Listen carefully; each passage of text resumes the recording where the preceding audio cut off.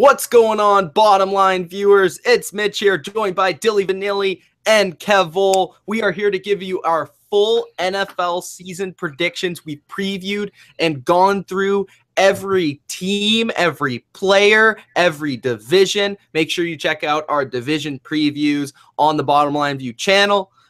If you have not already, make sure you subscribe to the channel and like the video, support the channel. We're going to be doing a lot of NFL content all season long. We have a full jam-packed schedule that I will introduce to you at the end of this video. So stick around to the end of the video to hear what the NFL schedule is going to be for the Bottom Line View here on the channel. But in this video, we're going to give you our full season predictions. We're going to break it down one more time when it comes to the divisions. We're just going to state who's going to be first, second, third, fourth.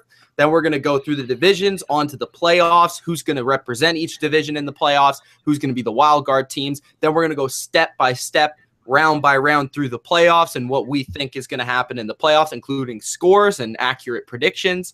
And then we're going to go to the Super Bowl and who's going to be in the Super Bowl for each conference, who's going to represent each conference, is who's going to win the Super Bowl, who's going to win Super Bowl MVP. Then we're going to go through the NFL awards and who's going to be MVP, who's going to be Coach of the Year, and all that fun stuff. So we have a jam-packed episode for you guys. But before we get to that, and before we get to all the fun stuff, we do need to say goodbye, and we do need to say our prayers for one NFL team.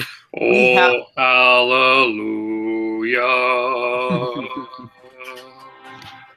Oh, hallelujah.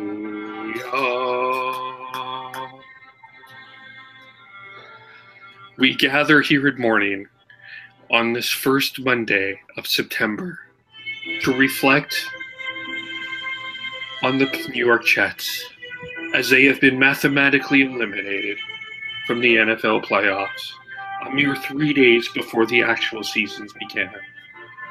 Our thoughts are to Jermaine Kearse, as he is with his new team and may not get a forward pass thrown to him all year. Our thoughts are with Matt Forte, who may not be able to have a proper handoff all year. Our thoughts are to Todd Bowles, who will have many of headaches at end of the nights. And Ed the Fire Guy, who tries to get the Jet fans together to cheer. Alas, there will be nothing to cheer, as the New York Jets have been mathematically eliminated from the NFL playoffs. Amen.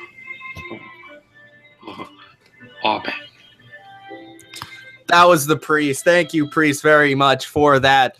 Just a great start to the NFL season. Sorry, Jets fans, but you guys are already mathematically eliminated from the playoffs. So I don't know how you feel about that. Maybe you feel good about that because that means you get the first overall pick, but we'll see. So let's get into breaking down the divisions. Let's just quickly go over it. So let's start off with the AFC East. We don't even need to really say records because we've already covered that, but my first, second, third, fourth, I'm going with the Patriots in first, and they're going to have the #1 seed in the AFC. And then second is going to be the Miami Dolphins. They're not going to make the playoffs. Actually, they're going to miss the playoffs this year. Third place is going to be the Buffalo Bills by default. And then in last place is going to be the team that's already been eliminated, the New York Jets. For me, for the AFC East, I have the New England Patriots first. They will have the first round bye as the AFC East champions.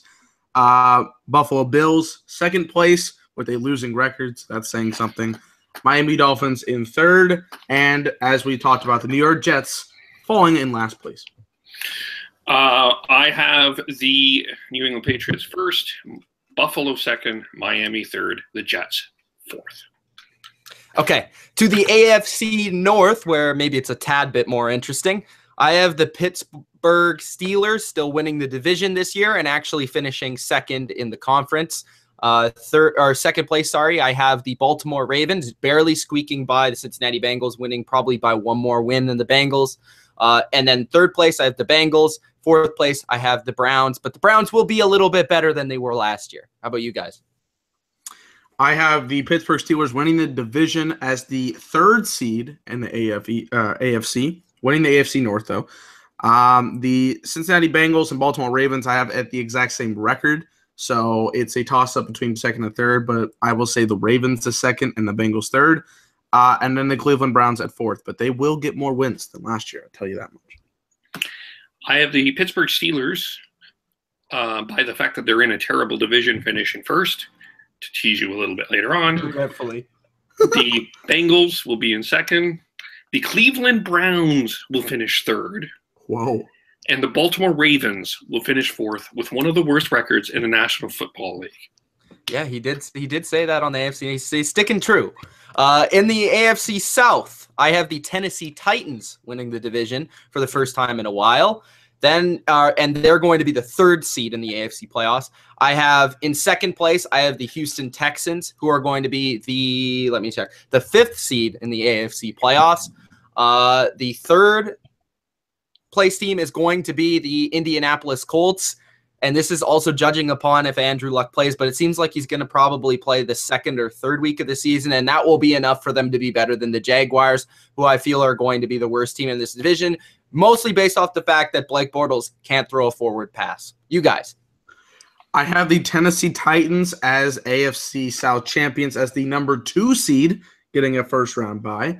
The Houston Texans being in 2nd place will get the 5th seed as a wild card. Indianapolis Colts 3rd, and Jacksonville Jaguars with shit quarterback Blake Bortles in hand for 4th place once again. I have the Houston Texans as the number 2 seed. Just as a side, Patriots number 1, Steelers 4th seed. The Tennessee Titans will be the 5th seed and in the wild card. I have the Indianapolis Colts in 3rd, and the Jacksonville Jaguars, because they are the Jacksonville Jaguars, they will be in last place. Okay. In the AFC West, I have the Kansas City Chiefs finishing 1st at 10-6, and they will be the 4th seed in the AFC playoffs. I have the San Diego/LA Chargers finishing 2nd and making the playoffs as the 6th seed. I have the Oakland Raiders 3rd. I think I had them at 8-8 and missing the playoffs. And 4th, I have the Denver Broncos, I think, at 7-9 and also missing the playoffs. We are going to have completely different ones on this one. AFC West, I have the Oakland Raiders winning the division as the number 4 seed. I have the Denver Broncos as the wild card team right behind them at the 6th seed. The Kansas City Chiefs just missing the playoffs at the 3rd seed, and the Chargers at 4th seed. I have the Denver Broncos as the number 3 seed. And first, the Kansas City Chiefs will be the 2nd wild card team. The Oakland Raiders will finish 3rd, and the San Diego Chargers will be 4th. I think that's how I had that. Yeah. Yeah, you did. Yeah, I remember. So, yeah, that was one of the tougher divisions. Let's get to another tough division, which is the NFC East, and back onto the NFC. NFC East, I have the New York Giants finishing as the 4th seed in the NFC, winning the division. The second place team I still have as the Washington Redskins, but I've removed them from the playoffs for a different team that I'll talk about, but they're going to be 9-7. The 3rd place team will be the Philadelphia Eagles at 8-8, and the 4th place team, sorry, Dylan, will be the Cowboys at 7-9. That could change if Zeke plays, though. Go ahead. Ain't gonna happen. New York Giants, I still have as the number 1 seed, though, at number 1 seed in the conference, and the NFC East champions. I have the Dallas Cowboys as the number 5 seed in the conference, getting the playoff spot. Philadelphia Eagles in 3rd place in the division, and Washington Redskins in 4th, but I feel like no team will be under 500. That's my bold prediction. I have the Dallas Cowboys as the number 4 seed in winning the division. I have the New York Giants as the 6th seed in the wild card. I have the Eagles followed by the Redskins. I don't know I think I can see Dylan's point. I don't think I have them all over 500. I think I had the Redskins at 7-9, but the Eagles could be 8-8 and are on the way up. The NFC North, this is the division where I've added a playoff team. The Green Bay Packers will finish as the 1st seed in the NFC and 1st place in the NFC North. The 2nd place team will be the Minnesota Vikings, who are going to be the 6th seed in the playoffs. 3rd place is going to be the Detroit Lions, and 4th place, Chicago Bears. I'm sorry, Mitch Trubisky. Go ahead. I have the Green Bay Packers as the 4th seed in the conference. And then I have the Detroit Lions, followed by the Minnesota Vikings and the Chicago Bears. I have the Green Bay Packers as the #1 seed in the conference. I have Minnesota in second, but missing the playoffs still. Detroit will finish third, and Chicago will finish fourth. Okay, the NFC South, where I've actually also removed a playoff team, and people are going to be freaking pissed off. Watch this shit. This is a whole channel. Yeah. First place, the Tampa Bay Buccaneers are going to finish as the 3rd seed in the NFC at 11-5. Second place will be the Atlanta Falcons at 9-7. They're going to miss the playoffs. Third place is going to be the Carolina Panthers at 8-8, and then the Saints somewhere at 7-9. I removed the Falcons from the playoffs. Go ahead. You can check out my video. Will they break the curse? Because I made that earlier. But I did not take them out of the playoffs. I had the Tampa Bay Buccaneers, the same as Mitch, the #3 seed in the conference, NFC South champions. I have the Falcons as the #6 seed, so they're getting the last wild card spot. I have demoted them in rankings, but they are still not out of playoff. And then I have the New Orleans Saints 3rd and the Carolina Panthers 4th. I originally had the Tampa Bay Buccaneers in second. I have dropped them to 3rd. And I have the Atlanta Falcons hanging in the playoffs at #5. I do see your point, though. I do see your point. I have the Carolina Panthers in 3rd and the New Orleans Saints in 4th. Okay, and the last division before we get into the playoffs and all that jazz, the NFC West, where I have the Seahawks finishing as the 2nd seed in the conference and 1st in the NFC West. I've added the Arizona Cardinals as the 5th seed. As the 5th seed, I have added the Arizona Cardinals, guys. Watch out. Watch out, baby. 5th seed Arizona Cardinals. What do you do if you stop David? How do you if you stop David Johnson, what do the Arizona Cardinals do? You don't stop David Johnson. All right. The third place team is going to be the San Francisco 49ers, and the 4th place team will be the LA Rams. That was extremely funny from both parties for some reason. The Seattle Seahawks have bumped themselves up. Congratulations, Kevin, to the 2nd seed, so they will have a 1st round bye. I have the Arizona Cardinals in 2nd, not even above 500, so I don't know how that works. Then I have the San Francisco 49ers, and somehow worse than the 49ers in 4th place, the LA Rams. I have the Seahawks as the #2 seed. I bumped them up. I had them originally as a 3rd, so I bumped them up. I have the San Francisco 49ers in 2nd place. Holy. Damn. Yes. Kyle Shanahan. Yeah. I have the Arizona Cardinals in 3rd, and I have the LA Rams in 4th, although there's a part of me that's scratching my head about that. We'll talk about that later. Okay, so this is the playoff predictions for the Bottom Line View. Let's start off in the AFC. All right, so the 3 versus 6 matchup for myself, I guess we'll just go by matchup, and then we'll go through it like that, is the Tennessee Titans versus the LA Chargers. Okay, and this is a game where it's going to have, of course, Marcus Mariota riding high, the Tennessee Titans riding high, the first time they made the playoffs with this new generation of talent. On the other side of things, it's kind of a rejuvenation of Phillip Rivers and the old guard of the LA Chargers. Antonio Gates' last run. Joey Bosa maybe playing great, projected for me. Melvin Gordon playing great, projected by me. Keenan Allen playing great, maybe leading the league in receptions, projected by me. So those are some things that are projected by me. And actually, I'm going to go with an upset here. The LA Chargers are going to make it to the divisional round of playoffs. You heard it here first.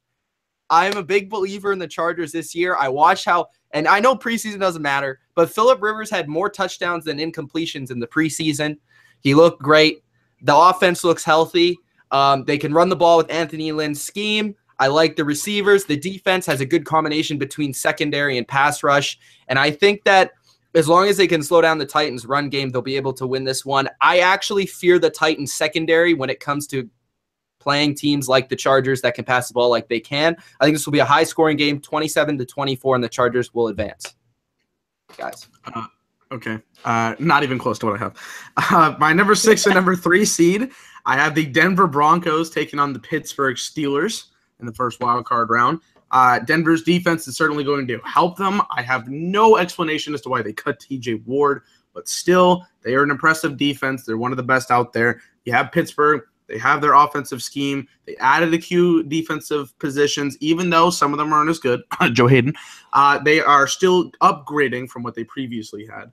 So I think overall it's going to be an interesting game to see the offense of Pittsburgh take on the defense of Denver. But I think Pittsburgh is too strong. And, of course, the quarterback situation in Denver is not the greatest of situations. I don't know how Brock Osweiler can come back here to Denver, but that's just me. Even if it's him, Trevor Siemian, Paxton Lynch, whoever it is, Pittsburgh will win this game 28-17 and move on to the divisional round. So my number 3 and my number 6 are the Denver Broncos hosting the Kansas City Chiefs. I think it will be a very close game. I think we're going to see. I think that Denver defense is going to be a very tough defense, one of the top defenses in the league. I think Trevor Siemian by the end of the season will establish himself as the number 1 quarterback. It may not look pretty, but he'll do it. I think C.J. Anderson will have a really solid comeback year for teaser for later. And I think that the Kansas City Chiefs are one of those teams. You talk about this team that needs a home field advantage. The Kansas City Chiefs need a home field advantage as well. Their fans are great. But I just think that Andy Reid and his time mismanagement will cost them again. They will lose. Wait. He's a better coach than Bill Belichick, according to Maurice Jones-Drew. So. Yes, okay. Yes, but they will lose in the final 2 minutes. The Denver Broncos will win 24-21. Okay, so we have a lot of different answers for that one. My 4 versus 5 matchup is going to be the Kansas City Chiefs versus the Houston Texans. Both teams looking at an outlook of the season. I think Kansas City will just be a solid team that's kind of built all around, and they'll just have another solid year. They have a good coach. They have a decent enough quarterback that doesn't make mistakes, and they have some playmakers around them. I'm really excited for what Kareem Hunt can do in this offense, as well as Tyreek Hill and Travis Kelce. So those 3 guys will be enough to score some points for them in the regular season, as well as their defense, where it was more of a bend but don't break than an attacking style defense last year, but it still got the job done. They'll force a lot of turnovers. Eric Berry, Justin Houston will be back, hopefully, to Pro Bowl form. I think this team will be good, but I think they're going to fall to the Houston Texans in this matchup. I really like the Houston Texans defense. I think it's, again, going to be the best defense in the league. Thanks, no small part because of the trio that they have. Not just the duo, but the trio. J.J. Watt will be back, hopefully healthy, and he'll be probably around 20 sacks again. Jadeveon Clowney will be, I think, around the Defensive Player of the Year conversation as well, and Whitney Merciless is really good. So they're going to have just an amazing pass-rushing trio that's going to get after every quarterback. I think the Chiefs won't be able to handle that. I think the Texans do enough offensively. I've actually been impressed by Savage, and if it's not Savage, I'm a fan of Watson as well. I think Lamar Miller will have a better season this year. I think DeAndre Hopkins will do enough, and I think the Texans will win a defensive game 20-13. And this will also be on the road, so this would be in Kansas City. It might be snowing or something like that, but I think the Texans will pull it out in a defensive game. Okay, for my number 5, number 4 matchup, one of those teams is included, one is not. I have the Houston Texans as the 5 seed going to the Oakland Raiders.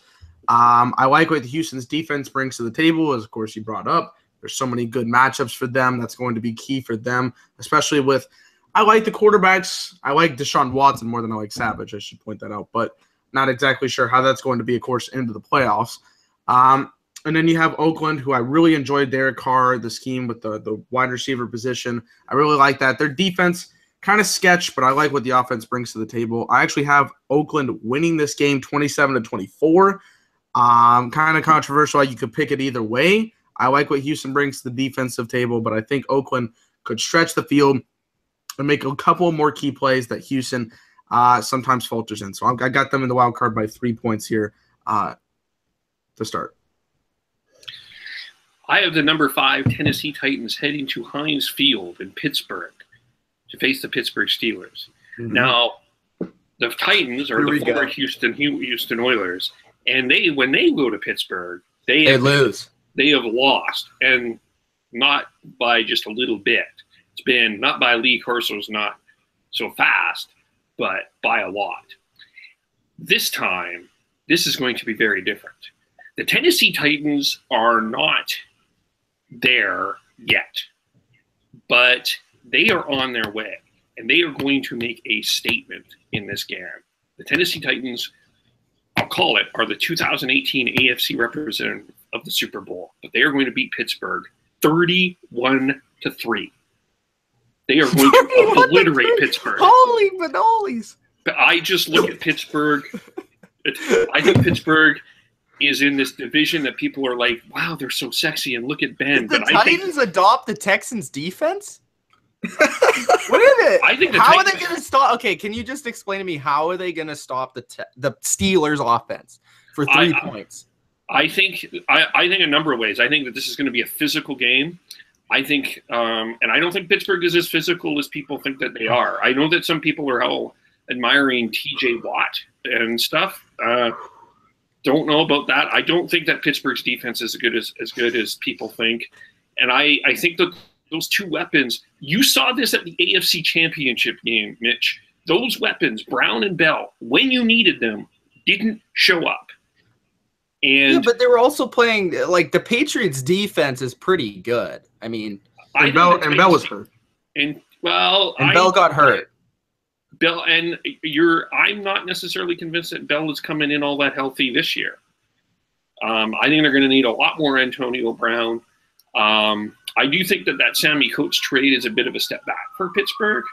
And I just think if you look overall, I think Tennessee is a much stronger team than Pittsburgh. And I think that this is going to be a blowout. So Tennessee will walk into Pittsburgh and do something that nobody has thought it will ever. Okay, I didn't think there was going to be bolder than the Chargers in the divisional round, but we may have gotten there already. The ambulance was coming. They're like, bro, I mean, somebody's going to die from that prediction. I know. Okay. So the next matchup would be the 2 seed versus the 5 seed for myself. So the first divisional round game, that would be the Texans and the Steelers. In this game, I originally had the Texans winning, but I have the Steelers winning. Bryant back from suspension, I think, is going to be a big deal. And I just look at the Texans, and I'm not sold enough offensively for me to think that they are going to go into Pittsburgh and win this game. I think the Steelers, they are a run-first team now. And, you know, at home, they've been really explosive. It's always been on the road that they haven't been so good offensively. But I think they score enough points. I think the Texans will do a tough run, and I think it will be a close game. But I think the Steelers just have too much firepower with the combination of Brown and Bryant on the outside, Bell in the backfield. And their defense isn't bad. It's at least good enough to beat the Texans and slow down the Texans' offense. That's below average.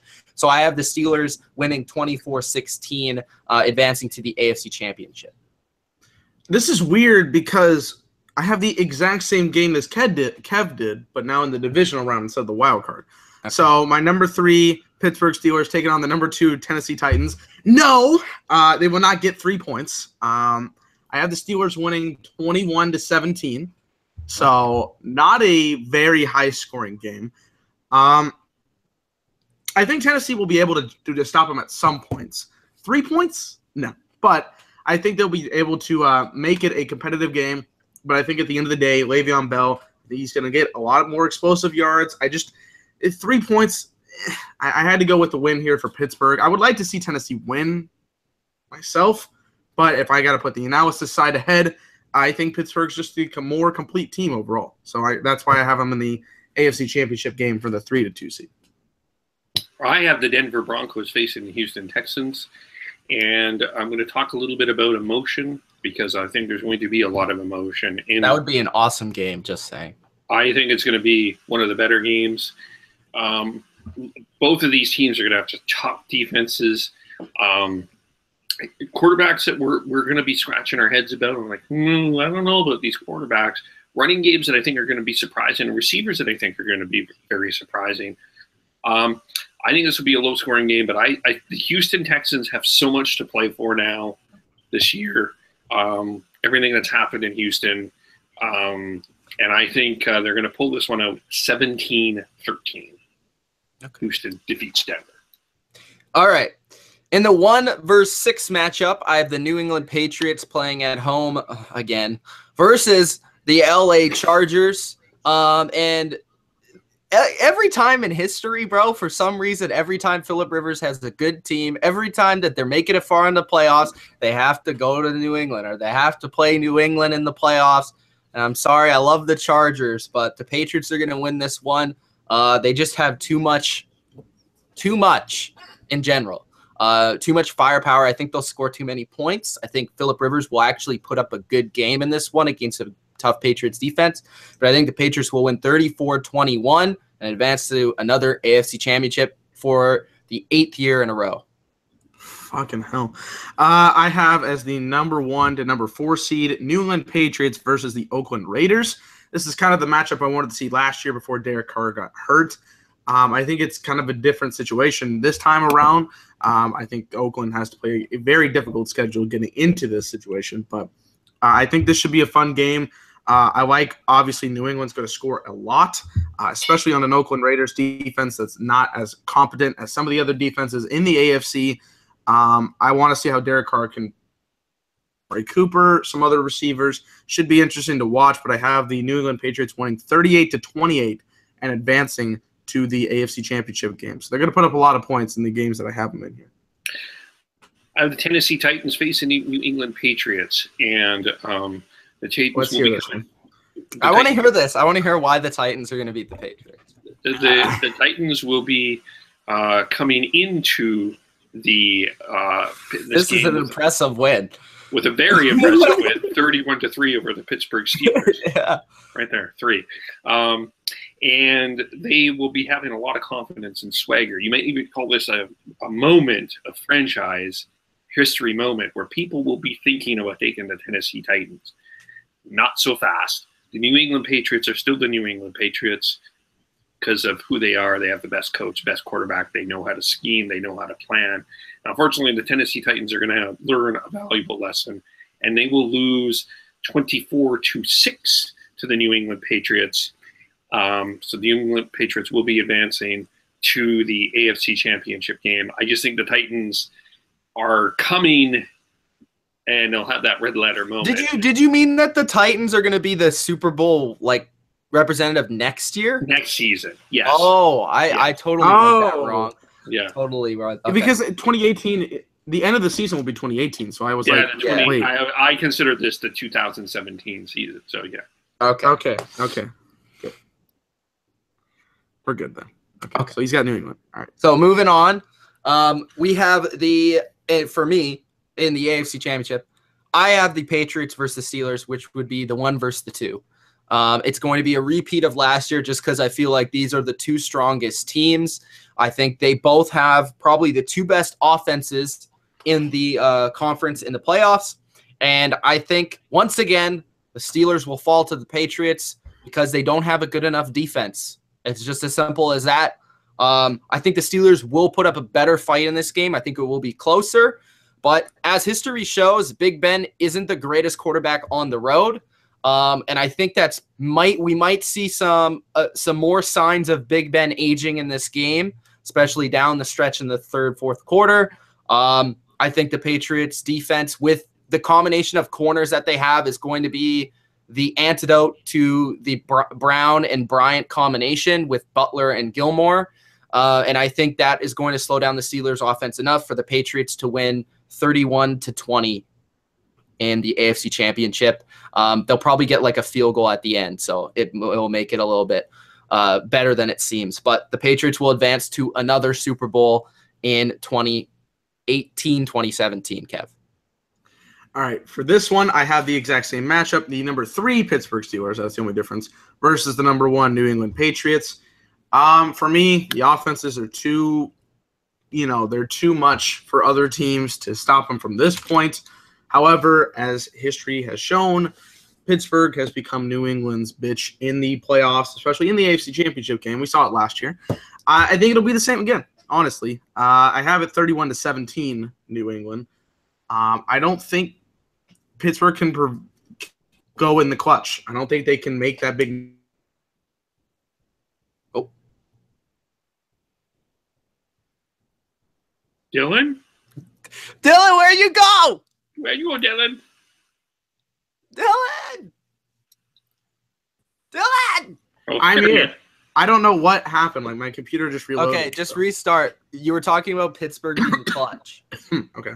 Like start from that point? Start from the beginning. Just go ahead. Okay. Okay, so for my matchup, it's the same as Mitch's, except Pittsburgh's the 3 seed versus the number 1 seed New England Patriots. For me, I like the 2 offenses. They're very high octane. Other teams in this conference, not going to be able to stop them. I don't think that Pittsburgh is clutch in these situations, especially in the Mike Tomlin era. I know they went to 2 Super Bowls. They won 1.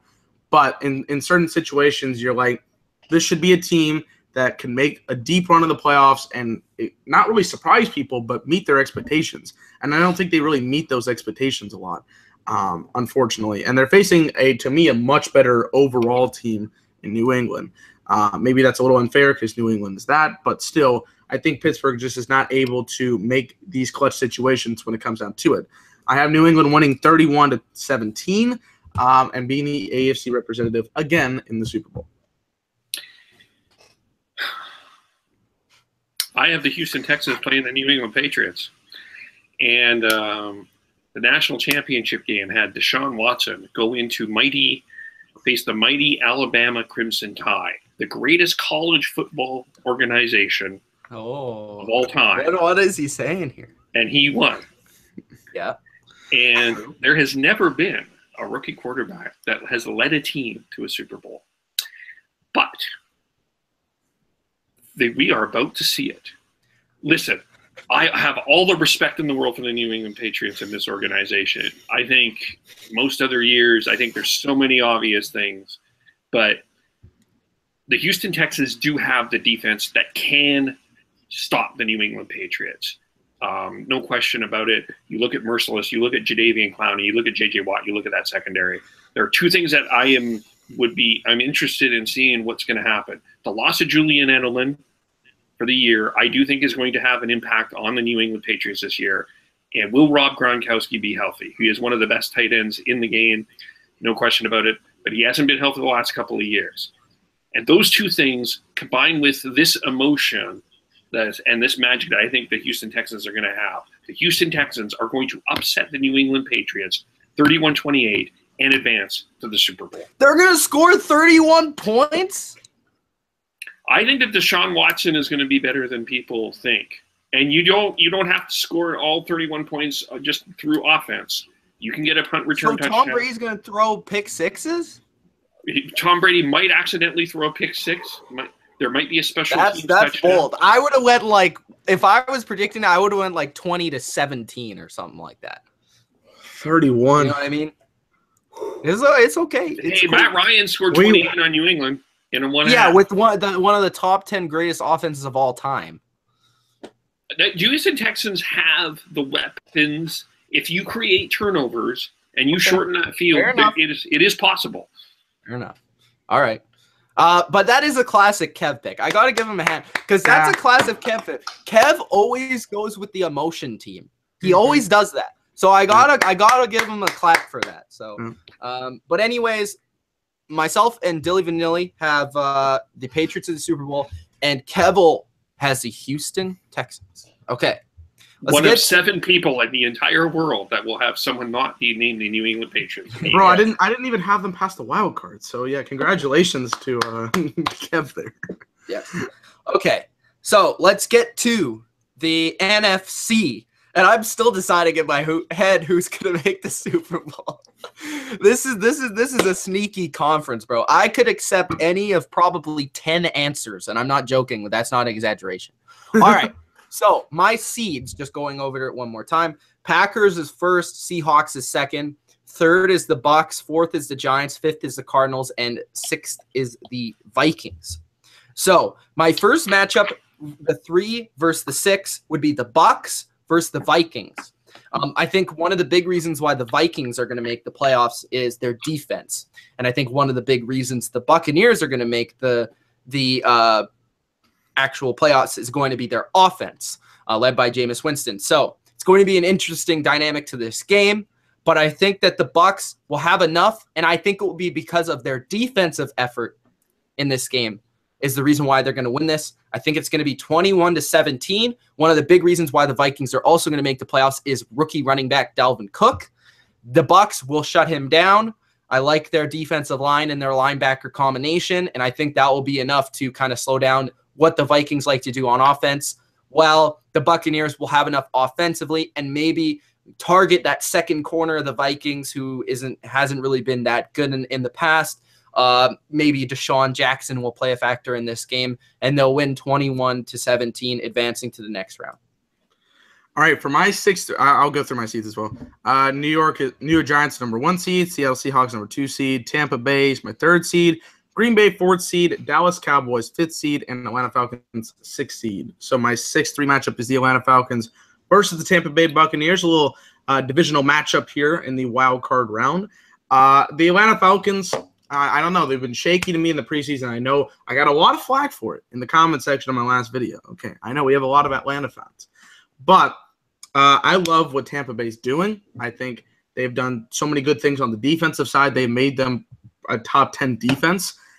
They've got some good additions. They got TJ Ward. They have that great offense that I love to praise. Jameis Winston, if he can eliminate the turnovers, that'll be a clutch thing for him because he has gotten a lot of better, I think, in the last 2 years. And then you have Mike Evans, who's a tremendous receiver. Deshaun Jackson, who's another key piece. You added the O.J. Howard tight end, which could be paying off dividends. In this situation, I think it's going to be a high offensive scoring game. I have it as 35-28 Tampa Bay. I think there could be a lot of touchdowns, could be a lot of explosions, should be a lot of fun to watch, but I think Tampa Bay is going to give too much to Atlanta, who is not going to be able to stop them with their defense, who I don't think is as good as Tampa Bay by a long shot. So Tampa Bay wins by a touchdown to their division rival Atlanta Falcons. I have the New York Giants heading to Tampa Bay to face the Tampa Bay Buccaneers. And there's a lot of reasons to pick the Giants here. I think the addition of Brandon Marshall will be a big addition to that receiving core. I think that these two defenses are great, which could either make this a really low-scoring game, though, or it's going to make it a high-scoring game because both of these teams have really strong receivers and tight ends.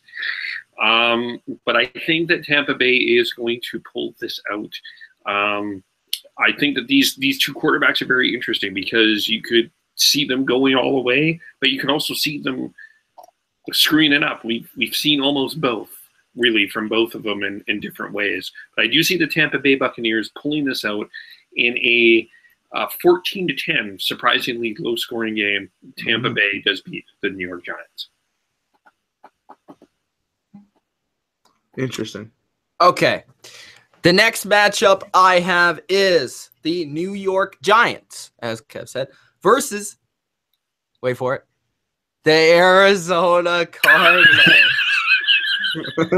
This is going to be a defensive showdown. This is going to be a defensive game. Two, what I think are very talented defenses. Kind of sketchy, quarterbacks coming into this one. I think the Giants at home will take this game 21-17, or 20-16. We'll say. I think I put 21-17 the other game, so 20-16. We'll just switch it up a little bit. So the Giants 20-16 over the Cardinals. Yes, David Johnson will be a beast this year, and yes, he will dominate. But if there's a team to stop him, it's the New York Giants defensive line, and I think that's what's going to happen in this game. So I see the Giants winning this one against the Cardinals, who I think are going to surprise everyone, including Kev, this year. But the Giants are going to advance. I still have them at 6-10. Okay, so next matchup for me is the 5th seed Dallas Cowboys taking on the number 4 seed Green Bay Packers. Different kind of scenario for both teams this year after some interesting things that happened last season. I think maybe we don't exactly know the Ezekiel Elliott situation. I think he is scheduled to play week 1, so this suspension could be ongoing. We don't exactly know. But I think Green Bay's defense has gotten terrible, like one of the worst downgrades this season. There's not much talent there to be seen. Of course, Aaron Rodgers can pull anything out of his hat and really make an explosion for that team, so he can do it almost by himself. But I think I think this is going to be the time where it kind of falls short. And we saw the classic game last season where it just fell short. I actually have the Dallas Cowboys winning this game 28-24. It is going to be it's going to be an interesting game. It's going to have the same kind of styles, but I think that rematch should be interesting of note. Dallas won't be playing at home, so that may be a factor, but they did win in Lambeau last year. I think it should be a lot of fun, and if Zeke is out there making big runs like he did before, and he's going to Dak makes key throws to key receivers that we don't expect, like Cole Beasley, throwing a couple of other guys, Terrence Williams. They use that whole offense to their system against a pretty bad defense, in my opinion. I think they can pull it out. So I have Dallas winning this game. I have the Atlanta Falcons heading to Dallas to play the Dallas Cowboys. And I think one of the stories of this season is going to be the Matt Ryan, Steve Sarkisian story. I think it's going to be one of those stories that I think is going to be on the ear. I don't think that they're going to get along, quite frankly. I don't think that Sarkisian is anywhere close to Kyle Shanahan. And I think that there's going to be a lot of frustration, especially in the beginning of the year in Atlanta. And I think we're going to see this in this game as well. I think in part, I'm not entirely sold on Dallas's defense, but I'm not entirely sold on Atlanta's coaching. But I think that the difference in this will be a Cole Beasley, a Des Bryant, and Dak Prescott finding a way to make the plays. And that offensive line of Dallas allows you to do a number of different things that other teams just simply cannot do. And I do see Dallas winning this game 24-10.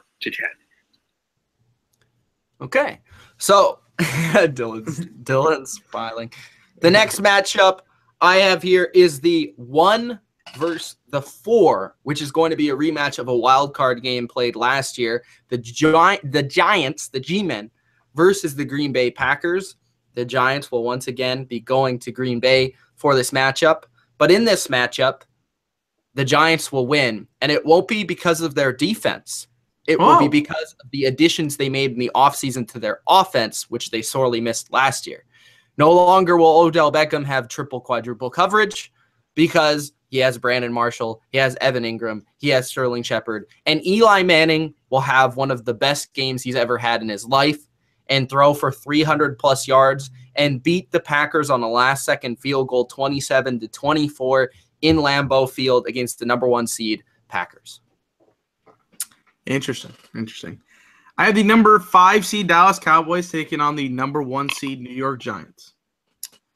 Look, I'm an analyst, so I gotta put my things aside here. Are you an analyst or an analyst?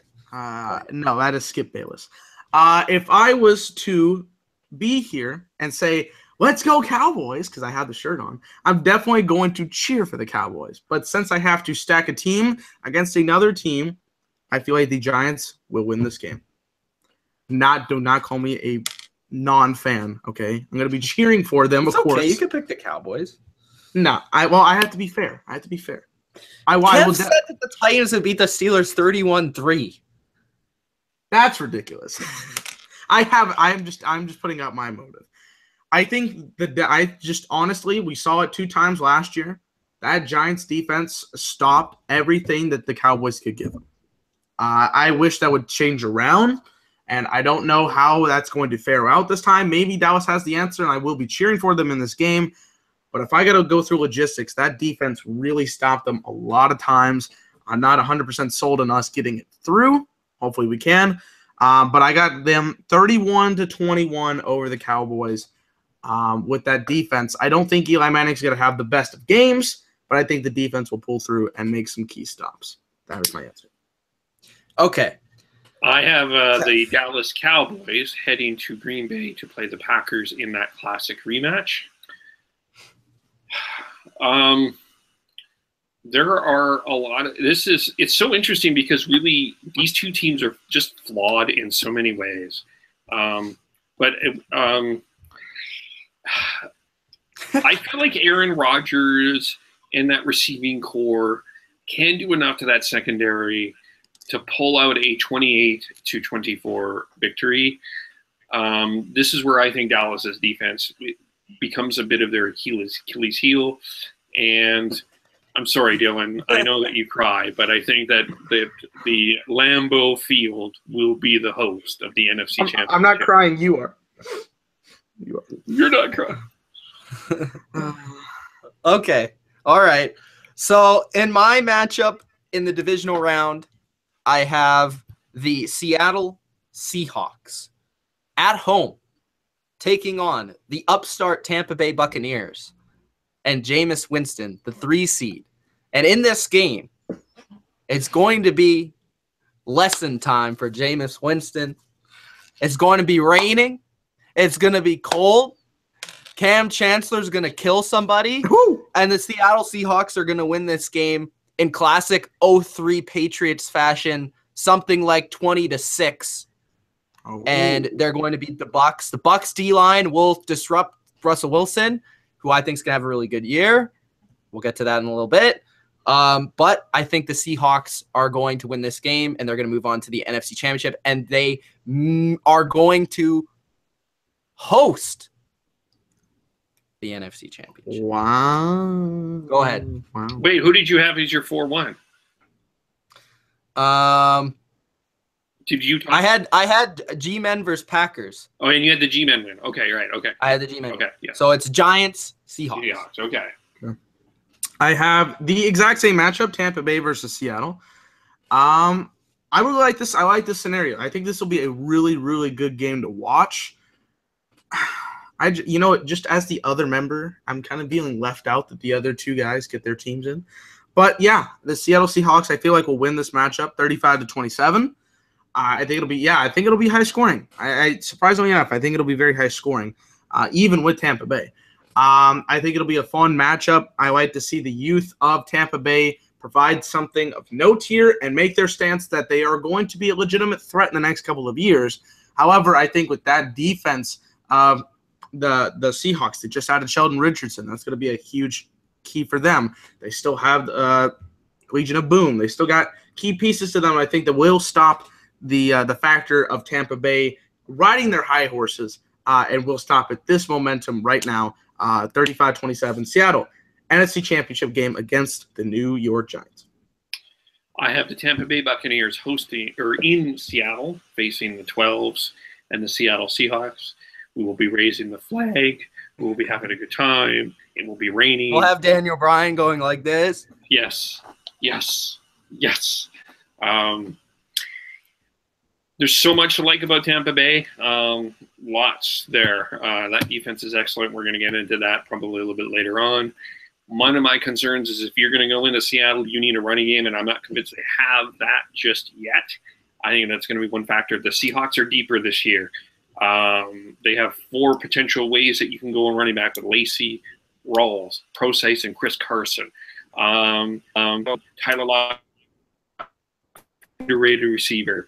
Shaq Griffin is going to add an interesting dimension to the secondary.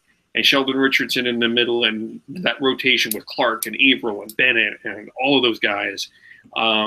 It's just too much for Tampa Bay. I have a similar score. I have a 20-6 Seattle. We'll be heading to Lambeau Field, the NFC Championship game. Okay, my NFC Championship game, which I'm still deciding who's going to win at this moment, is the Seattle Seahawks versus the New York Giants.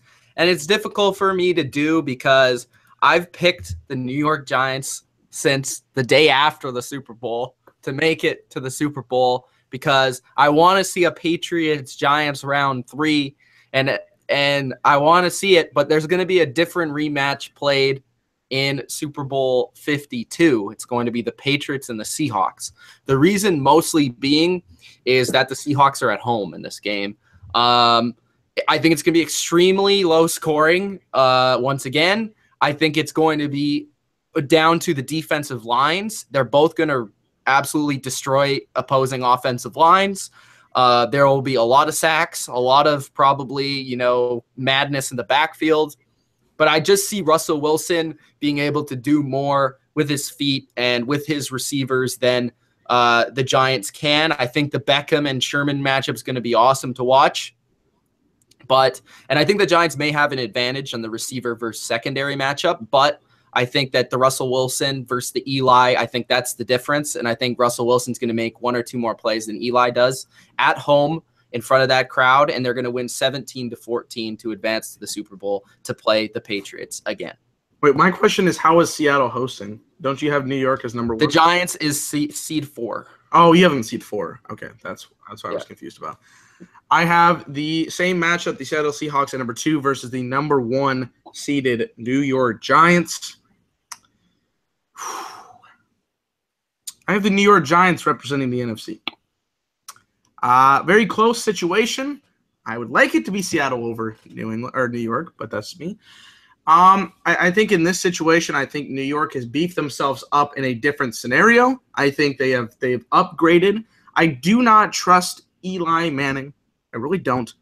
But at the end of the day, I feel like he has way too many weapons to not get it done in that offense. Sterling Shepard, if he gets healthy, Odell Beckham, Brandon Marshall, got your new tight end, Evan Ingram. There's a lot of talent there. The running back situation is not as great. And the defense has gotten so much better, so much better since like 3 or 4 years ago. And then Seattle, I do like what they bring. I was talking about them very highly, and I do want to see them being the representative here with the 2 teams remaining, but I just feel like New York is going to pull it out here for being 28-20, advance to the NFC champion or to the Super Bowl. So I have the Seattle Seahawks and the Green Bay Packers in the NFC Championship game, and I would like to take you back to a very important event in Seattle Seahawks history. It was January 4th, 2015. It was Matt Hasselbeck in overtime, stating that we're going to take 2005. the ball. That's right, 2005. And we're going to take the ball and we're going to score. And they were technically right. It was just Al Harris for Green Bay scored, but they have only won once in Green Bay in their history. And unfortunately, one of the reasons that Green Bay is going to be in the number 1 seed is I think that they're going to win week 1. But I just look at Green Bay at home, and you love Aaron Rodgers, but Russell Wilson, when it's big time, when it's the big quarterback, they just have too much depth. And they are going to destroy the myth or end the myth that they need to only be at home to get the Super Bowls. They're going to win this one at home or in Green Bay because of that depth all over the place. The offensive line is not great, but it's better, and they're deeper this time. They have a number of different ways that they're going to be able to run the ball. Jimmy Graham is going to be heavily involved in the offense in the championship game, and that defense is just too complete. And they have hit so many other weapons on there, and I just don't think Green Bay's defense, your running game, things that you need to win when you're playing in Green Bay in the winter, they just won't have it. And Seattle will win rather handily, 24-10, to advance to the Super Bowl. I just find that weird because they've lost to Green Bay many a times. I don't know. No, they haven't. They've only won once in Green Bay. They have only won once. But in recent history, the Seahawks have mostly dominated the feud. Well, I mean, Russell Wilson threw 5 interceptions. Yeah, they lost last year, but they won like twice in 1 year. They won that NFC championship. Yeah. I don't know. I would fear that. I would fear if that was in Green Bay, that would not be a favorable position. Maybe. It's not, and that's the I think one of those things, right? That I think people look at Seattle like they have to be at home to win, and I think this year they're going to prove that they don't need to be at home to win. And especially with this conference, because everybody, even Seattle, has their flaws, that you could argue that Seattle may not get this far. But I think that right now at this point, after the trade with the Sheldon Richardson, they're the most complete team in the NFC, I think, going forward. But that's not necessarily going to put them in the number 1 seed. Okay, so for my Super Bowl matchup, I have the New England Patriots facing the Seattle Seahawks for the second time in 4 years? 3 years? 4. 4 years. Okay. So, okay. All right. So the Patriots versus the Hawks. The big matchups in this game, of course. They played last year.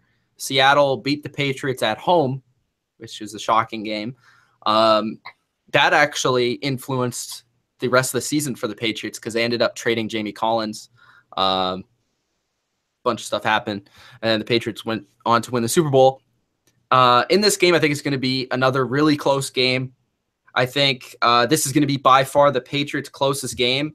But from day one, I just think this team's built to repeat. They have everything you need for a team to repeat. And I think the biggest factor in this game is going to be the guy that got hurt last year in this game. Gronk is going to be the Super Bowl MVP. He's going to have his best season ever, and he's going to win the Super Bowl MVP. Though one of the only people other than Deion Branch to take it from Tom Brady. But the Patriots are going to win on a last-minute drive, a touchdown from Brady to Gronk to win 27-20 over the Seahawks. Russell Wilson will have a good game. I think the Seahawks do pose a threat offensively to the Patriots defense, where the Seahawks, for whatever reason, when the Patriots play the Seahawks, the Patriots defensive line isn't very good at getting pressure when they're having to contain a quarterback like Wilson, and it allows Wilson to have more time. So I think the Hawks will be able to pass the ball a little bit. I think the run game will mostly be shut down. But the Patriots offense versus the Seahawks defense is going to be interesting because they have so much quickness and speed versus a team that's more about length and size. And although I think the Hawks will be able to get pressure at times, again, another guy being a big key is going to be Michael Bennett. But I think that guys like Brandon Cooks and these shiftier guys, and then throwing on Gronk on there, I think you're going to give the secondary of the Seahawks, similarly to the Super Bowl 49, the same sort of issues. And I just see the Patriots taking it by a touchdown, but I think it's going to be a really entertaining Super Bowl once again. So for my matchup, I'm the only guy that has somebody else in the NFC. I have the Patriots taking on the Giants. Round 3. This is a different round 3 than obviously the last two. In very separate ways. I think, in fact, the Giants are more complete than those two teams were. Honestly, they were both wildcard teams in 2007, 2011. They still somehow found a way to find the secret code to beat the Patriots. And even in a team where 2007, they were very, very dominant, they still found a way. However, I think this New England team is structured so well from all fronts. And I think Tom Brady's going to get the better of Eli Manning this time around. It'll be a very fun matchup. The hype for this game will be insurmountable. Like, it'll be ridiculous how much hype we will get for this game. However, I have the score being 35-31. It'll be 31-28 with just under a minute left. And the Patriots go and drive down the field and said, let's not go for a field goal. We're going for a touchdown. And the touchdown will go to Gronkowski for the victory, 35-31. I think it'll be a very fun, entertaining game. Great defense will come out of the Giants. I think good defense will come out of the Patriots. But I think that team is too complete for me to say in predictions time that they will not win the Super Bowl. I can't be that bold. So I have the Patriots right now, before week 1, as the Super Bowl winners, defeating the New York Giants in Super Bowl 52 and getting their revenge on the Giants. So my matchup is a bit different. I have the Houston Texans facing the Seattle Seahawks. And,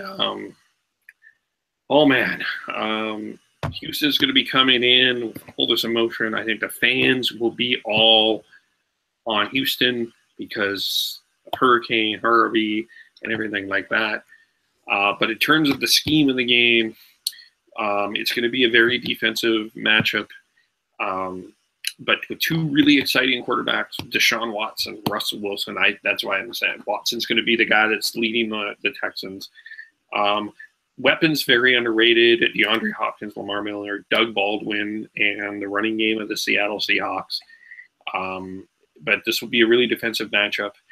And it's going to go down. Unfortunately, this is going to be the hardest thing that I have to do.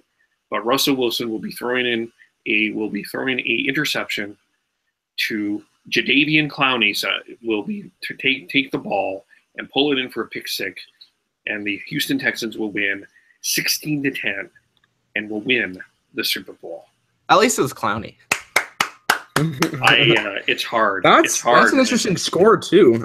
Oh, I say that's a good score. It's better than a lot of his scores that he's had. Like 31-3 Tennessee over Pittsburgh. Yes, that one. That's I will give you a or the like 35-28 Texans over Patriots one.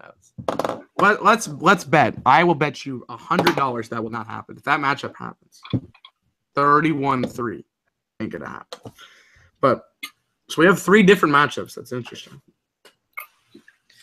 Yep, 3 different matchups. Who's your Super Bowl MVPs, guys?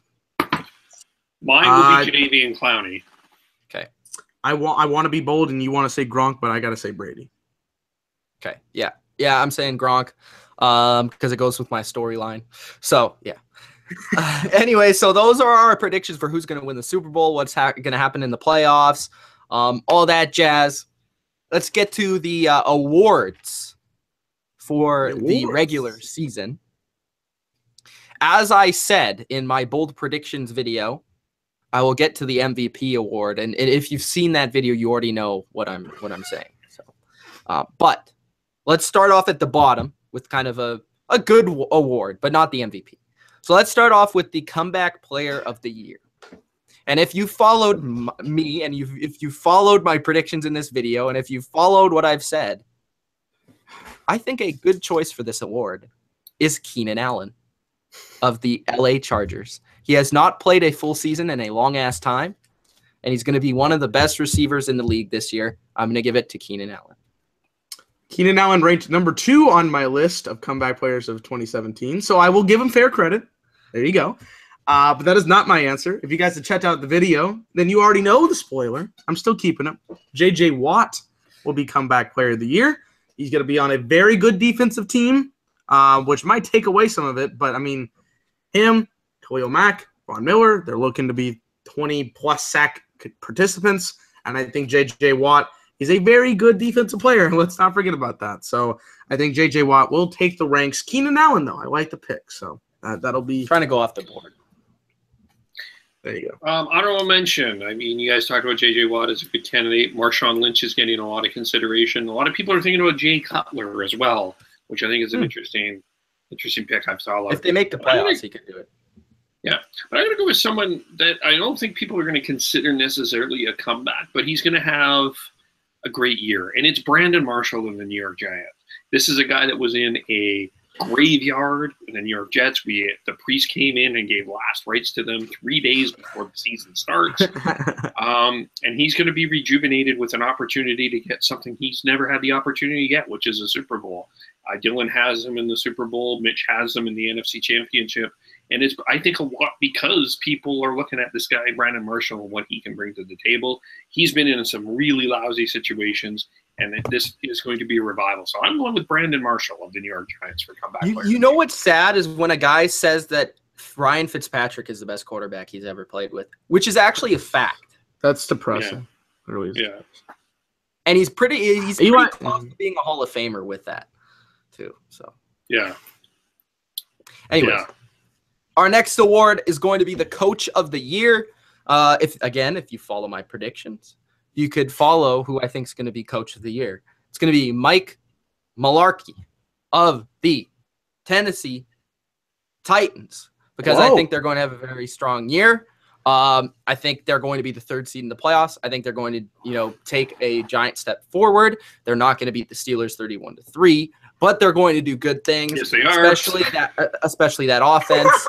I think he'll coach up the defense a little bit, and I think that's the guy that you often look to for this award. It's often the team that kind of surprises or the team that is up and coming or something like that. So although I feel that every single year of the NFL season, this should go to Bill Belichick. If you have not seen Do Your Job Part 2, you need to see it to know why. But anyways, this is going to go to the Tennessee Titans head coach. Go ahead. NFL and Maurice Jones-Drew feels Andy Reid will win this award. Bro, I feel like is all of Kansas City's clocks behind by 2 minutes? I need to figure that out because I think they are. I got like 2 minutes behind once.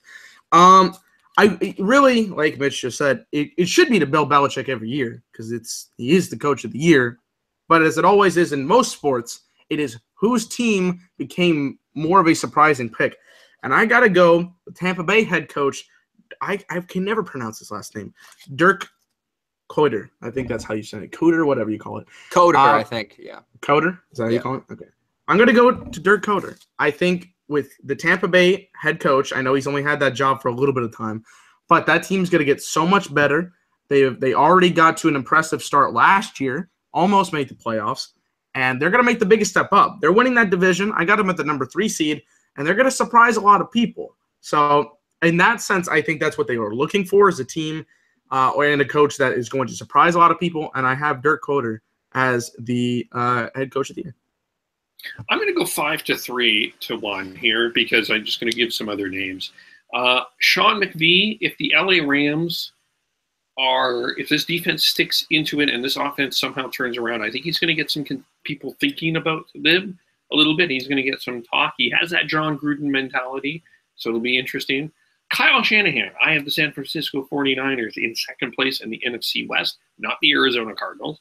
And I think he's going to get I think he's going to take what he's done in Atlanta, and I think he's going to bring that into San Francisco. And I think these people are going to look at him, and because San Francisco is going to surprise, be some thoughts there. Dirk Koetter, Tampa Bay, I think will get a lot of consideration as well because of what he has done this year. Pete Carroll of Seattle, I think, might also get some consideration considering the success he's had. But I'm going to give it to the guy that should get it. And he's going to be 14-2. He is the greatest coach of all time, with all due respect to everybody else. And I think this is like almost a lifetime achievement award, and they are finally going to do it because of everybody thinks New England, except Kevin, is winning the Super Bowl. Bill Belichick of the New England Patriots will be the coach of the year this year. Okay, I also want to. And if he gets to 16-0, there's going to be no question about that. No question. Also, my runner-up is Anthony Lynn, of course. Okay, let's get to the defensive rookie of the year, which I think it's honestly a no-brainer. I watched him play in the preseason. It's Myles Garrett, bro. This guy was getting triple teamed the first game of the preseason. He's gonna get 10 sacks. He's probably gonna go to the Pro Bowl. The Browns are gonna win a couple more games, and that's gonna be enough for Myles Garrett to win defensive rookie of the year. I've done these next two topics in a previous video, so you already know my answers to both. I think Myles Garrett, no question, is the defensive rookie of the year. He has done already a phenomenal job in the preseason, like Mitch said, and his Texas A&M job has shown me that he is an exceptional talent that obviously was drafted number 1 for a reason, and the NFL committee is going to have to give it to him at some point. At this point, considering I think he is much better than. I think he'll make more of an impact at his position than other people will.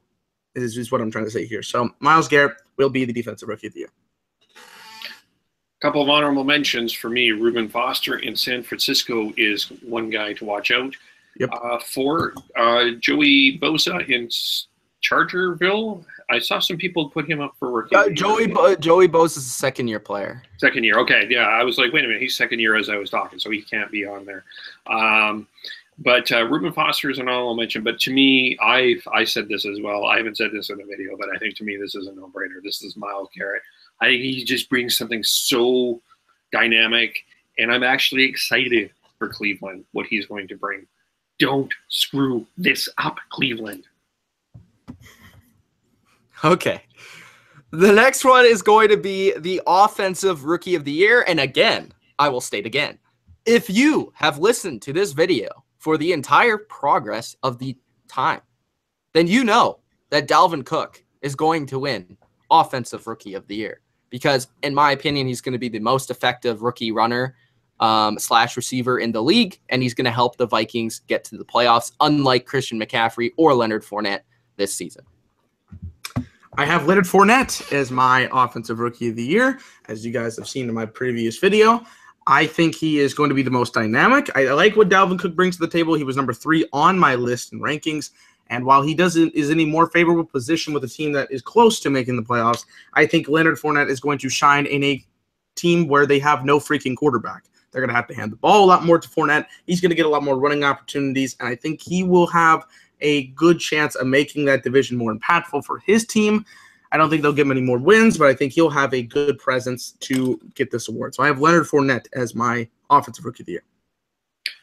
I have him fifth, Leonard Fournette, fifth on my list. I just think he's just on a very terrible team. The problem with that team is they go to London to play games. They have Blake Bortles as a quarterback. Why is the London conversation? Just put Bortles and you're good. Yeah. Well, I mean, you don't even play half of your games in Jacksonville. They play one game in London. I'm just putting that out there. It's still Ash Karuna, number 4 for New Orleans. I think is a guy that not a lot of people are talking about. Kamara? He's going to be in there. Kamara. Sorry, I got him called Kamara. Sorry, I mispronounced that name. Yeah. Dalvin Cook, number 2. Chris Carson, Seattle. Watch out for him. 7th round pick. He might be the number 1 running back in Seattle this year by the end of the season. Another one to watch out for is Deshaun Watson of the. I'm shocked you didn't go with Deshaun Watson, considering what you have Deshaun Watson doing this year. Yeah. And you're right. I have to go with Deshaun Watson as the Offensive Rookie of the Year. I just think that this guy has it all. I think the guy just has that moxie. And I think he's going to start, not necessarily. The problem is he's not going to start the year. He's going to get in closer to the second halfway through or further. Okay. So that's going to be part of it. But Deshaun Watson would be my pick. Okay, going on to the Offensive Player of the Year. Again, if you have watched this video, you may know who I'm going with. I'm the only person to have the Arizona Cardinals in the playoffs. And it's going to be because... It's going to be because David Johnson has over 2,000 yards again and probably close to 20 touchdowns. So, David Johnson is going to be the Offensive Player of the Year. End of story. Not even saying anything else. Damn it, Mitch, you stole my pick. I have David Johnson as the Offensive Player of the Year. I mean, he's getting drafted number 1 in fantasy for a reason. He's going to be the most productive running back. He has talent. I have him projected to get very close to 2,000 yards this season on the ground. He could be very close to 1,000 yards receiving. Could he do that combo? Not many running backs have ever done. Possibly. The guy's very talented. I really enjoy what he brings to the table. Of course, I have a great running back in Ezekiel Elliott, but I like seeing what the guy does on a regular basis, and I think he's just so talented. I think there's a lot to bring for him, and he's going to win this award. To me, no question. Some names that I think are really nominees. Antonio Brown in Pittsburgh, I think, will have a very good year. Always gets it. He's averages 10 catches. He's going to be a key part of that Pittsburgh offense. They're still going to get blown out by the Titans. Then they're still going to get blown out by Tennessee. Yeah, 31-3. 31-3. Marcus Mariota will be a candidate. Jameis Winston, Tampa Bay, will be a candidate. Russell Wilson will be a candidate. I mean, David Johnson can get 2,000 yards. They're still not making the playoff. That's just a bad team there in Arizona. Don't look at me like that. Don't look at me like that. No, I agree. They're not a playoff team, but this is David Johnson we're talking about. Well, 2,000 yards is tough. Yeah, but it's tough. I didn't say he was going to. I said he was going to get close to. I said, okay. Yeah, I'm saying plus. Watch out for Russell Wilson. But to me, the two candidates, it's between Aaron Rodgers and Tom Brady, and I think Brady will get the Offensive Player of the Year. I think he's Tom Brady. It's hard to pick against him. He just got to find ways to do it. I can find other ways. We'll hear about some receiver we've never heard of before that came from somewhere no one ever heard of before. And Tom Brady will be the Offensive Player of the Year. Oh, I forgot another name for Rookie of the Year, Corey Davis in Tennessee. Watch out for him. Okay, since we're naming some honorable mentions for Offensive Player of the Year, I will throw out Phillip Rivers, as well as, I think, Kirk Cousins. Okay. Let's go to the Defensive Player of the Year, which I'm going with the best defensive player, in my opinion, Von Miller. I think Von Miller is going to get 20-plus sacks this year, and he's going to do all in his power to get the Broncos to the playoffs, but it's not going to happen. I seen and read what this guy does to work out this offseason, and the guy literally does a drill where he's on monkey bars. He goes to the other end, pretends like he saves a child, and then does that until he gives up, until he passes out. That's what he's doing to work out. This guy's going to get 20-plus sacks. He's a machine. He's unstoppable. My honorable mention, though, is Jadeveon Clowney. Guys. I love Von Miller. I actually have a 2XL jersey because it doesn't fucking fit me. I don't wear it. But I have Von Miller jersey. He's not my pick, however. My pick is Khalil Mack of Oakland. I think he's going to bring a lot to the table. I said this before in one of my videos, talking about some of the best defensive players, the records that could be broken. A couple of guys are looking to break that sack record. I think Khalil Mack, very young in his career, is going to make an impact this season more than others. I know last season he didn't make an impact, but I think he's going to make the next jump to being that certifiable player where he's like, that's a household name right there. So I think Khalil Mack is going to do it. I like what he brings to the table. And the thing is that Oakland is not a very defensive-oriented team. They don't have a lot of great styles there. So for him to be overpacking the other players on his team, I think he's going to be more production for them. So I have Khalil Mack as my defensive player of the year. Some nominees. Landon Collins and the Giants, I think, will be one of the better secondary guys this year. Levante David in Tampa Bay, who plays on the wide side, but can play in the middle, play on the strong side as well. Very versatile defensive player. I think he'll be a nominee. Bobby Wagner in Seattle doesn't get enough credit, but he's going to be up there. Von Miller, obviously, that workout's incredible, but I'm actually going with Jadeveon Clowney. I think he's the guy. He can play in front. He can play outside. He can play inside. Jadeveon Clowney is my pick for Defensive Player of the Year. Okay, good pick. And to the MVP award, at the end of the day, I made a video. It should be out by now. It's the 10 bold predictions for the 2017 season. The last bold prediction is that Tom Brady will win the MVP and the Super Bowl, which hasn't been done since 1999 from Kurt Warner. I think Tom Brady's going to have one of his best seasons ever, and that's saying a lot because he has a lot of talent around him. He has a great team. I think the Patriots are going to have the best record in the regular season, which also impacts the MVP award. And I think that he almost won MVP last year, and he missed 4 games. So give him those 4 games back. He was, I think, second in voting. So I think this year he'll finish first. The second place guy is going to be Russell Wilson. Guys. Why did you say that? My number 1 pick for MVP is Russell Wilson. I got to be a little bold here. Yeah, I should probably be picking Tom Brady. He's going to put up all the numbers. But I think Russell Wilson had an incredibly down season last year, right? He didn't have too many bad stats on the table, but he was injured. It didn't look like his most prolific season. He didn't look like he gave everything to the table. This year, I think his team is going to be up there for representatives of the NFC. I could definitely see them being the NFC representative. I think he will put up spectacular numbers. I think he'll be back to his running form. I think he'll have the targets necessary to make this team complete once again. And I think he's just going to have that comeback season where it's like, damn, this guy is tremendous once again. Put himself back on the map again. So I think Russell Wilson will be the MVP this year. I think he has all the talent in the world to do so. Yeah, it's would love to agree with you, Dylan. I really would. But I think there's too many people in this league that think Russell Wilson is a second-rate quarterback, which is unfortunate. Well, I should do a video on why people underestimate Russell Wilson and why he's better than Ben. Anyway, nominees. I think Antonio Brown in Pittsburgh will be a nominee. I think Brown's gonna lead the league in receptions this year. So I think there's going to be some wide receivers in this conversation. I think some people are going to be talking about Odell Beckham as an MVP as well this year. So 2 wide receivers I have.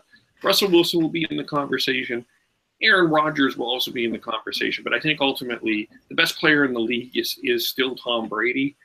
He's the guy that if you had money if you're betting, you always bet on Tom Brady to win, and he does it most of the time. I'm not picking him this year to win because I think it's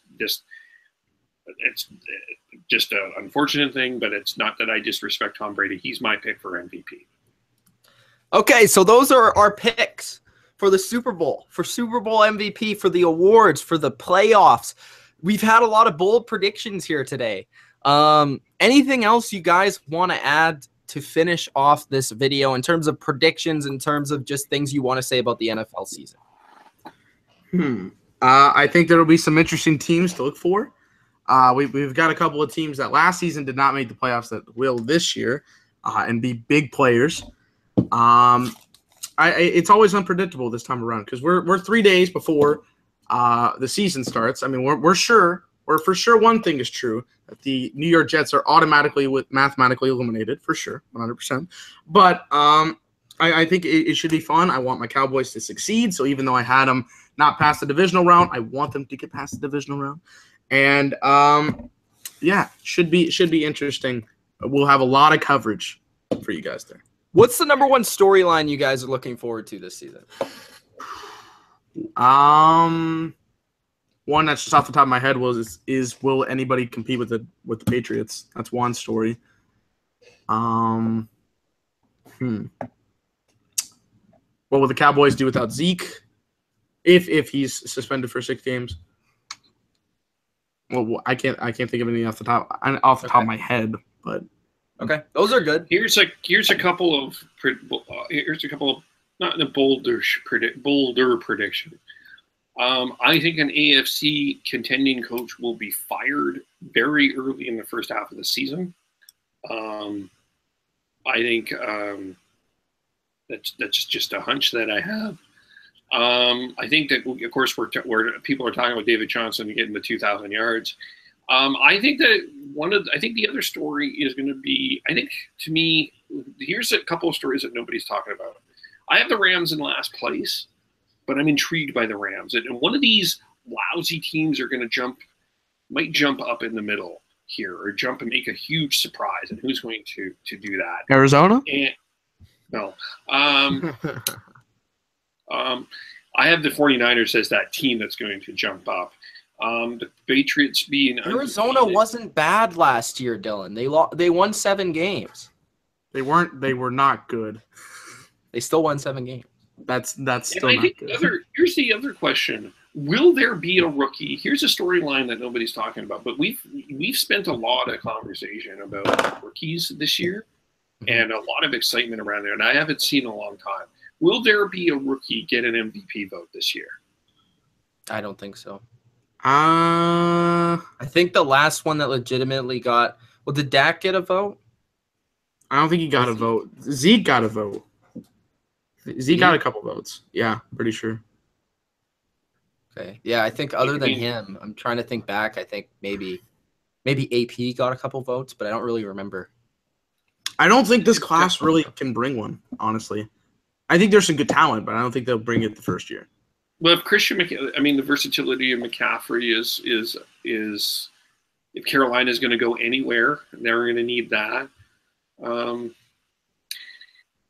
Yeah, and I think the other story is going to be, it's not how you start, it's going to be how you finish, I think, this year too. So we've had number 1 seeds the last few years represent the Super Bowl. I have 2 number 2 seeds this year, so I think it's not how you start, it's how you finish.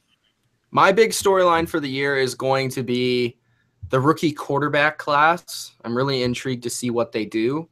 Whether that's playing games, whether that's playing well or playing bad, I want to see what happens. So that's going to be one storyline. And of course, I want to see if the Patriots can chase a perfect season, but also because that's been a huge storyline, even though I don't think they'll do it. And the second, and then on to that, can they go back to back? So those are the 2 storylines I'm looking forward to. Those are our predictions, our full NFL 2017/2018, Kev. Predictions. I hope you guys enjoyed this video. If you did, Gronk spike that like button and subscribe to the channel for more NFL content. Let's look over our NFL schedule, shall we? Yeah, we I like that.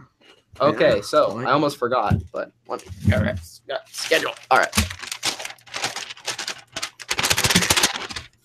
Official paper. So, paper. On Monday, we have a Dylan via weekly topic video of his choice on Monday during the day at some point. At night, we have a Monday Night Football recap. So we'll have all your Monday Night Football needs met. Tuesday, we will have a NFL Week in Review video, as well as probably a fantasy show video, or we'll combine that. I have yet to decide, but we'll have fantasy football and an NFL Week in Review. On Wednesday, we will have my topic video. So whatever I want to talk about that week, whether it's the Titans blowing the Steelers out 31-3 or, Deshaun Watson, I'll talk about that. Thursday is going to be the NFL Week preview show. That will be out sometime in the morning because we'll record it the previous day so that we can have it out for you guys, as well as the fantasy football start and sit. Friday will be the Mitch and Adam betting show. So we will give you tips for who to bet on, who to, put the points, whatever you guys want to do for that. So betting show. Saturday is going to be a Kevin Olenek special. A Kev video on Saturday, a topic video of his choice. So he'll talk about, the Tennessee Titans or, Sheldon Richardson or whatever he wants to talk about. And Sunday is going to be a guest joining me as well. Who knows? Oh, yeah, maybe. Sunday. We may even see actors come on. You might see the priest, exactly.